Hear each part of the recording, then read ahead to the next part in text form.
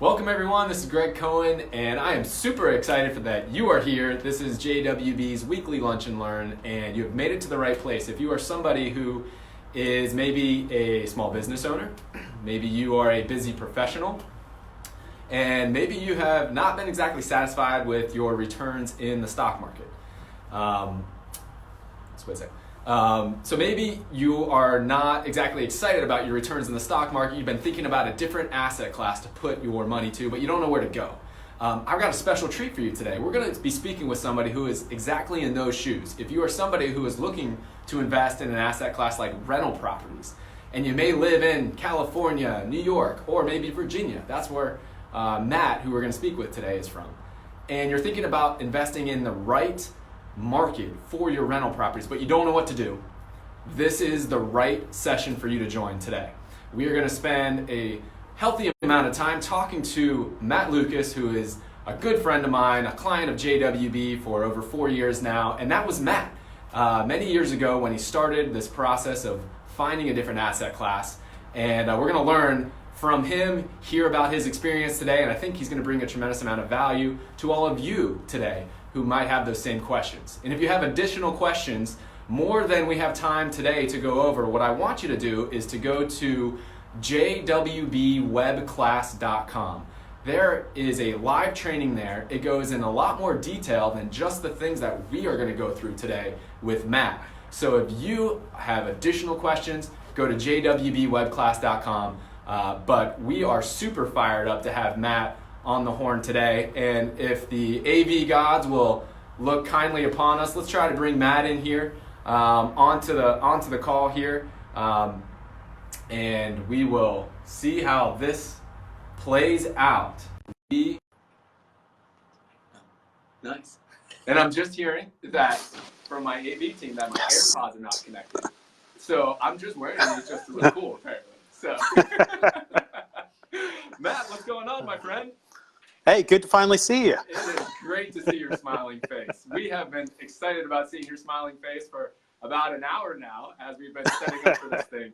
And so, you know what, I haven't seen your smiling face in many years now. So how have things been?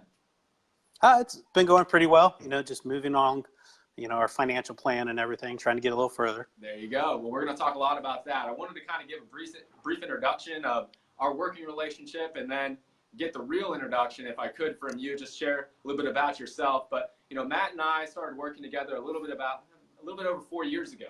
I got to know Matt and Lori.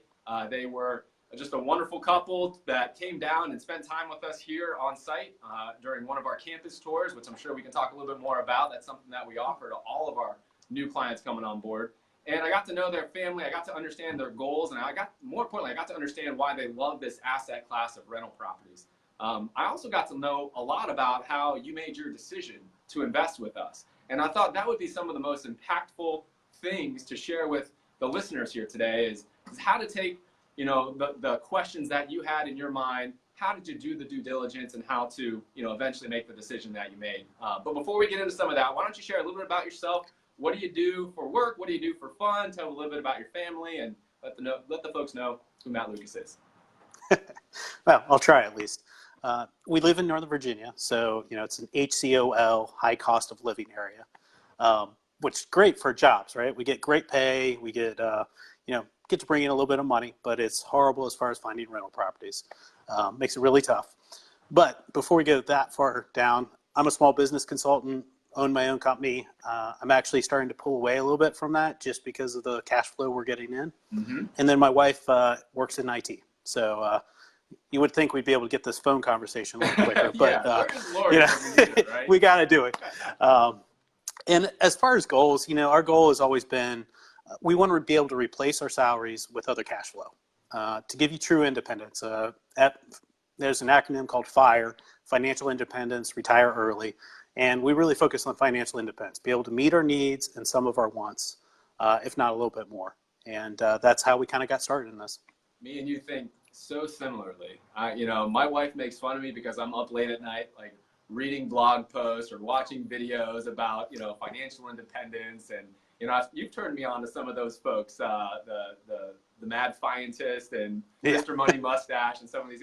And that's just how my mind thinks. And I remember hitting that, me and you hitting it off right there when you came on site because we tend to probably get excited about the things that bore a lot of people. So Yeah, I'm definitely a little bit of a nerd. I like the finance stuff. I trade stocks a little bit. I play poker. I do a lot of reading, and that's just kind of what we do for fun, or I do at least. And fun fact, when Matt and Lori came down for our campus tour, we were out, we were looking at the properties they had already purchased, and fun fact is that Matt and Lori got married on the exact same day that my wife and I got married. This is going to be our 8-year anniversary, right? We're not. Yeah. Yeah. I didn't screw that up, did I? Right? It is no. Right? We're almost there. A couple months. Yeah. There we go. It's crazy. November 5th. So very cool. Very cool. All right. So let's talk about. Clearly this has been on your mind for a while, but go back to prior to 4 years ago, and talk to me about the things that weren't working for you. The things that I know you had some experience with a prior property management company there locally. I know it's not easy to take your money and do something that's not, let's call it traditional, right? Most people put it in the stock market. So there's a certain amount of effort and due diligence that went into this for you. And so I know that something wasn't working before. Can you kind of shed some light on that and then what you were able to find on the other side? Sure. I would say the biggest thing is Lori and I have different risk levels. I'm a risk taker. She's definitely wants something a little more hands-on. And that's kind of where real estate came from. Her parents and my parents both had investment properties. And most of them worked out, but sometimes there were issues. Mm-hmm. And when we started looking with JWB, we actually had one investment property up here. We had her old house, townhome. We actually bought one together, so we had moved and rented that out. This was with a property management firm. In the beginning, the talk was great. They were really upfront. I knew them through an accounting firm I worked with, so I trusted them a bit. But as we went on and on, the service and the inspections and things like that started falling apart. Mm-hmm. They really seemed to focus on the tenant, which, you got to be fair, but like the tenant was running a business through the house.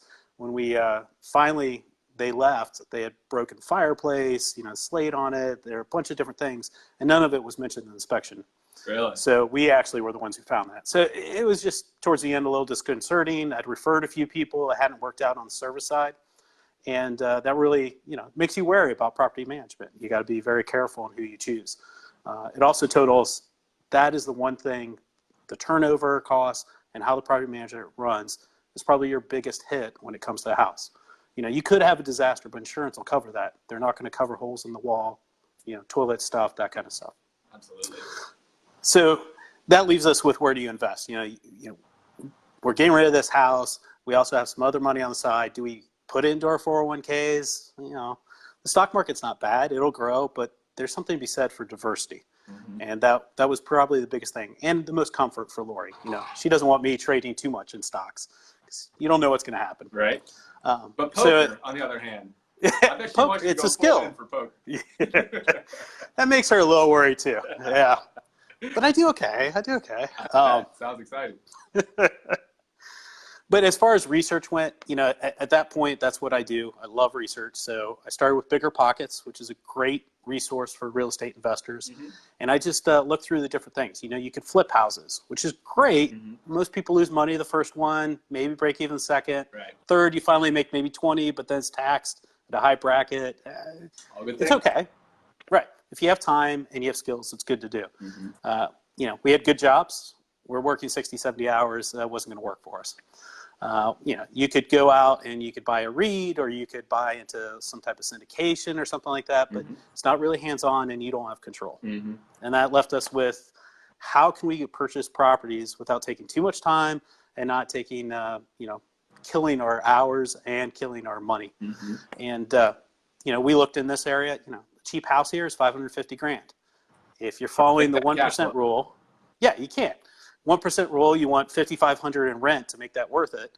Yeah, that's not going to happen. Right. So got to look outside the area. Well, that's a lot of trust because am I going to build my own team of people to take care of it in another state, or do I trust a property manager? Mm-hmm.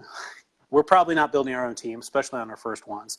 So we started looking for property management and locations we'd like. So Midwest, South, looked all the different areas and basically narrowed it down to two people, Memphis Invest and yourselves, JWB. Mm-hmm. And Chris Clother at Memphis is a great guy. He's really active on the forums and stuff. We just didn't like Memphis as much. It's got FedEx, but it's fairly stagnant. Not a lot of growth going on there. A lot of rentals, not as many owners. And then we looked at Jacksonville. They're widening up, for Panamax ships. The financial services is picking up. There are more people moving down there. It's Florida. Who doesn't want to move there? Just seemed to fit. And then at that point, do we trust the property management firm? And, I researched, read reviews. You guys gave me people to talk to. Of course, you're not going to give me bad people, but they were all about you guys. And then we came down and met you. And that was probably the biggest thing for us. Not only seeing the property, seeing the numbers for me, the motion of the property was for Lori, which we're working on. But then talking to you guys and the potluck and the focus you all have not only on us, but also on your staff.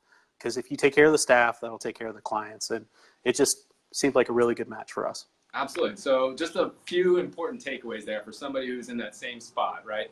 If you're living in a market where you can't make the numbers work, that doesn't mean that this asset class can't be available to you. It just means you have to do a different due diligence, right? You have to do due diligence on the market and the property, but you also have to do a significant amount of due diligence on the teammate, on the property management teammate. Unfortunately, like most people, you had a little bit of a stumble when you worked with a different property management company that just truly didn't get it. And most property management companies out there do not actually own rental properties themselves, and that's just the biggest difference. There were a lot of realtors that went through the downturn, couldn't sell any properties, and became property managers because they needed some consistent income. And today that's still a lot of the case. So for you, what you did is you did a lot of due diligence. You went on some really great forums and some blogs and try to find kind of maybe the top tier of turnkey property providers. But you took a very important step, which I think most people do not do. And you came and you met the people that you were thinking about investing with. And for me and you, I know it makes so much sense. I remember when we talked originally, you said, listen, Greg, I'm going to be buying a significant amount of rental properties. I think, we talked about somewhere around 10 or 20 or 25 or something. So I knew it was a significant part of your portfolio. And the question I ask more people is, if you are planning to buy 5, 10, 15 rental properties and to hold on to those for 10, 20 years, are you telling me it's not worth your time to go down and actually meet that individual who's going to be controlling this for you? And I think that's just such a crucial step for both you and Lori that most people don't take into account, but I wish more people would. They're really missing out. Yeah, I totally. If you're willing to put that kind of money out there, you have to feel really good about the people who are managing that relationship for you. And the nice thing is, once we've gone down there, then we started buying houses without going down there because we had that trust and we knew what to expect. We knew what your renovations were going to be like, and it just made everything easier. Absolutely.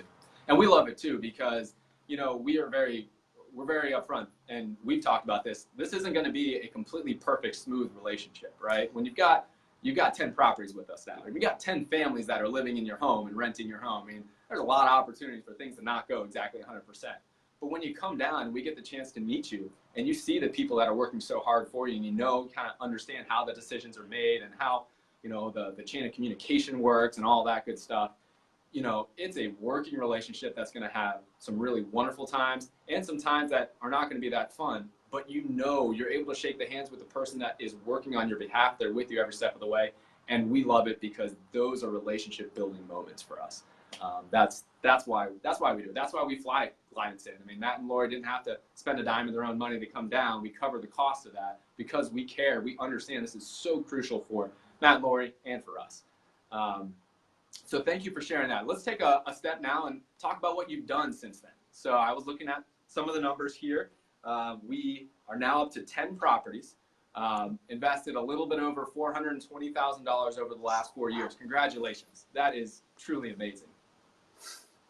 So a couple things. So I thought one thing, as I was reviewing your portfolio, looking at returns and whatnot, I noticed that we had 10 properties, 9 were conventionally financed, 1 was cash. And as we looked at the purchases, almost all of them in the beginning were conventionally financed. And then we had 1 that was cash. I think it might have been the last one that we purchased, maybe about a year ago or so. Can you talk about why you made the decision to use conventional financing in the beginning, and then why you made the decision to purchase with cash towards the end? Sure. In the beginning, we had some money saved up, so we had something to work with. But you want to stretch that and get as many as you can, especially, we're talking 2015, I think. Yeah. So the market hadn't fully recovered yet. So there were some really good deals out there. Mm-hmm. That's why the returns are a little higher. And, we wanted to take advantage of, getting 3 properties, help spread out the risk and everything. Absolutely. And then we just keep wanting to grow and grow. The last 3 properties we actually bought through a 1031 exchange, which means we sold an investment property up here in Northern Virginia. It goes into a neutral escrow account, basically. And then we use that money to buy 3 properties down there. Mm-hmm. There's some rules. You got to buy the same amount. You got to have at least the same or more mortgage, that kind of thing. Mm-hmm. And because of the way the rules worked out, we ended up mortgaging 2 of them and paying all cash for 1. I see. So it's partly because of that, but also we wanted the cash flow, Mm-hmm. having more of it in. Now, that being said, we just refinanced it. So we now have a mortgage on it and we have cash because we're seeing if we're going to invest in more. We're trying to figure out if we're going to go part-time on our jobs because of the cash flow. Mm-hmm. So it just gives you flexibility, but that's kind of the process. That makes sense. So just to kind of recap there, a 1031 is a tremendous opportunity to defer taxes. And I'm sure, we just did a training on ozones and a little bit about 1031s before. So if anybody's interested, we have that on our blog and on our video section of our site. But there's a whole additional training on 1031s, a really strategic way to defer taxes and to allow your investments to grow without being hampered by the tax burden. So pretty awesome thing there. Now, when you do a 1031, you've got to make it all line up. So, in my conversations with you, Matt, I know you see the value of using leverage when you're investing in a growth market. And so when I was looking at your purchases, I'm like, 9 of them kind of fit that mold, because that's one reason that you use leverage. Because when your properties appreciate and you only put 25% down, that's like getting 4 times the return from the appreciation there. But now it makes sense because you do have to sort of line everything up when you do a 1031. And sometimes the way it's going to work best is if you buy with all cash and then buy with financing. So that's why Matt did that there. All right. I had another point, Matt, but I don't remember that. So I'm gonna switch up to the next one here. So you brought up something else, which is the reason that you're considering kind of maybe even investing additional properties, or you've refinanced to be able to use that cash more effectively, has to do with the ability to replace income. I believe that was the original intention. If we bought a certain amount of assets that were driving in a certain amount of cash flow, that would allow, I believe, Lori to scale back in her role and maybe go part-time. Was that the original intention? Yeah, our goal was to be able to replace kind of a base lifestyle, if you will. I was really aggressive. I'm saying like 23 properties, like 6 paid off. I don't know we'll go that far, but it was a great goal. Mm-hmm. So now we're really looking at it. It's a supplement to our income. Lori can go part-time.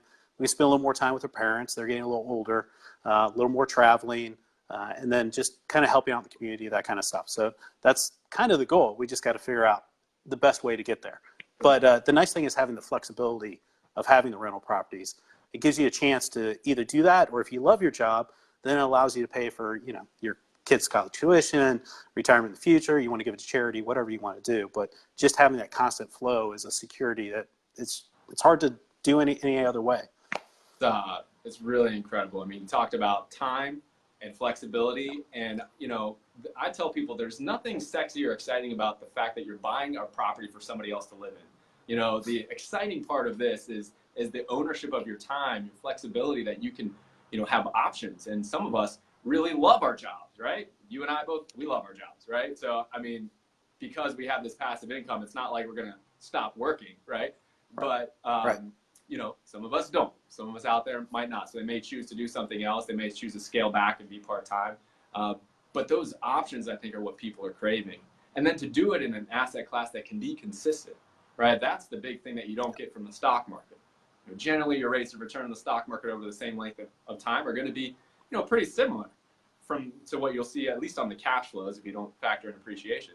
But it's that up and down roller coaster ride that makes it hard to base life decisions on that. So that's why I know you came to rental properties. That's what got me fired up about rental properties back in the day. So cool to see you guys living that out on a daily basis here. Again, that is just really awesome. Congratulations. We can't wait to see what life brings. You just never know at this point. So Awesome. The other thing you brought up was the communication and the service of property management, that's one of the things that made the biggest difference for us. We literally get a call or an email every month following up on all the properties, what's going on, what's going right. If there are any issues, contact us. And that's something we missed with the other firm. Like, they would contact us for a repair, but then we'd never hear anything. They might send a picture, maybe, but there are no details, no phone call. This is very specific, what's happening, any issues, if there are issues with the tenants, what's going on, what the next step is. And that communication gives us a comfort level that, you know, we couldn't get from just an email or anything like that. So that's really wonderful here. Thank you for sharing that. I mean, I think most property management companies have different goals than JWB has. Most property management's goals is to keep your house rented, right?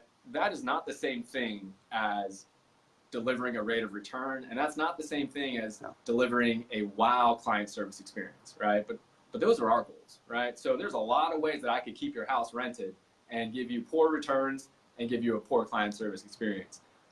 But, you know, we make a lot of investments. That's why we bring on the top talent that we do. It's to have this type of interaction where you can go and run your own business and you can go and do those things that the freedom and the flexibility allows you to do, and to know that the returns are going to be consistent, and then you have a team here that is worthy of managing your money, right? And thinks of this almost like a financial professional would think about your returns. That's what we're really trying to communicate and deliver. So thank you very much for sharing that. Hopefully, you feel that way over there? yes, I mean, people care, and it's a personal connection, and it's not just a numbers game. And even seeing you guys interact with your tenants, I know that's not a numbers game either. It's, you care about your tenants. You know, sometimes you have to do things that aren't great, but you know, you work with them as much as you can, which helps us because turnover is what kills any type of returns you have. Yeah. The less you have, the better it is. You've got to have a really happy resident in order to make this whole model work. And again, most property management companies just don't care enough to factor that in. They think of the tenant as somebody, you know, that they're a bill collector to that person, right? And that's just not the type of relationship that's going to really make them stay a long time. And if they stay a long time, generally speaking, Matt's going to be happy. And then when you're happy, we're happy. And then we get to have phone calls like this. So, well, Matt, I wanted just to kind of wrap it up, asking a little bit of advice from you. For somebody who is watching this, somebody who is a busy professional and knows that they're not happy with the stock market, or maybe they're not happy with having all of their money in the stock market, and they're wanting to come to rental properties, but they're scared. They don't know who to go to. They don't know where to go to. They don't know what questions to ask. They don't know how to replicate the success that you've had. What would you tell that person? What advice would you give to somebody who's just starting out? And the first thing I would say is, you know, do your research. You know, go to Bigger Pockets. Go to the other sites that have reviews. There's a turnkey rentals review site out there. Get a feel for it. It's not going to be perfect, but it gets you started. And then narrow down where you want to be, and then what type of management firm you want. You know, there's turnkey has a lot of different phrases. It's everything from you buy the property, you pay them to flip it, and then you pay them to get someone in there, to more what I view turnkey, what you all do, where it's already renovated, it's already rented, and you purchase it. Mm-hmm. Like, to me, I don't have to worry about anything. So I would say do that. But the other thing I'd say is, you know, it's not emotional. It should be a math-based thing. You're looking for returns. Make sure you get close to the 1%. You're probably not going to get it, but as long as you're close to it, that's going to be enough for you to make money year after year. You see a lot of these properties out there. They're 40 grand. You rent it out for 600. Sounds great, but you know, no one stays there for a year. It gets destroyed, right. And by the time you put all the repair costs, it doesn't work out. And the flip side, $500,000 home, it's going to be very hard to rent it out for 5 grand or even 4 grand and make any money at it. So look outside your area if you're in a high cost area like us. And then as you're evaluating, don't get analysis paralysis. Like, actually talk to them, get on the phone call, meet them. You'll feel people out. And when you research the main people, you can find a lot of things. One of the people I talked to, bigger place, but found out there were some conflicts earlier with another firm they had run. And I'm like, it's probably not going to go that route. Yeah. So just do that. And then most importantly, make a decision. You know, moving ship is a lot easier to direct than one that's not moving at all. So, you know, take a chance. I'm not saying you go out and buy 10 properties at one time, but, you know, buy 1, buy 3, see how it goes. And if you're happy after 6 months, keep going with it. That's probably my biggest advice. I feel like that's a life lesson right there. The moving ship is much easier to direct. I'm going to steal that one from you if that's all right. Well, if I could only live it all the time, it'd be perfect. But. Well, this has been truly amazing. Thank you again for your time, for sharing your experience, your knowledge with our investors. It's been really awesome just to see your smiling face again.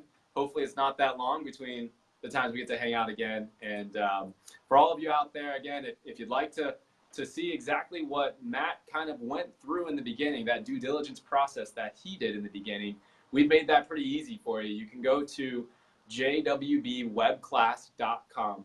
That's where I put this live training that does a lot of those initial due diligence process steps for you.